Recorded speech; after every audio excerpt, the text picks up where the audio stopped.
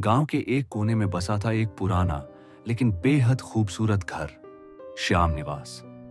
इस घर में रहती थीं कावेरी देवी, 65 वर्ष की उम्र, सरल, स्नेही लेकिन थोड़ी अनुशासन प्रिय। और उसके साथ थी उसकी बहू नैना, 28 वर्ष की, पढ़ी लिखी, स्मार्ट और आत्मनिर्भर। नैना ने लव मैरिज की थी, लेकिन शादी के कुछ ही महीनों में उसका पति अर्जुन एक सड़क दुर्घटना में चल बसा। शादी के 3 महीने बाद ही विधवा का जीवन शुरू हुआ। नैना के मायके वालों ने बार बार बुलाया, पर कावेरी देवी ने साफ मना कर दिया।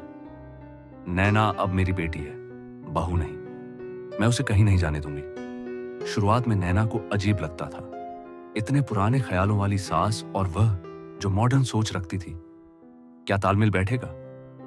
लेकिन दिन बीतते गए। हर सुबह नैना जब उठती तो रसोई में गर्म चाय पहले से बनी मिलती। रसोई से आती चूड़ियों की खनक, हल्की हल्की भजन की आवाज और फिर कावेरी देवी का मुस्कुराता चेहरा, जैसे कह रहा हो, चलो एक और दिन तुम्हारे लिए खूबसूरत बनाऊं। एक दिन नैना ने पूछ ही लिया, मां, आप क्यों करती हैं इतना मेरे लिए? मैं तो आपकी बहू हूं। मैंने भी कभी तुम्हारी उम्र में विधवा होने का दर्द झेला है बेटा, लेकिन तब कोई मेरा हाथ थामने वाला नहीं था। मैं नहीं चाहती कि तुम भी वहीं तन्हाई जियो। उस दिन से नैना की नजर में उसकी सास सिर्फ सास नहीं रही, वो एक मां बन गई। नैना ने MBA किया था और नौकरी करना चाहती थी।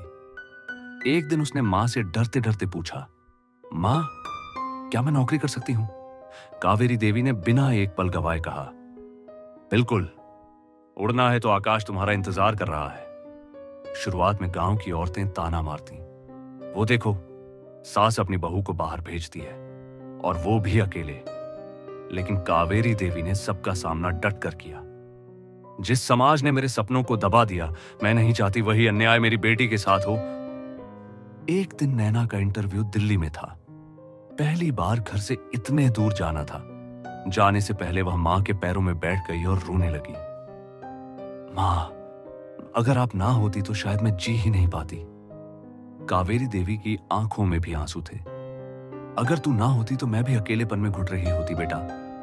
3 साल बाद नैना ने खुद की एक NGO शुरू की, नई राहें, जो विधवा महिलाओं को आत्मनिर्भर बनने में मदद करता था।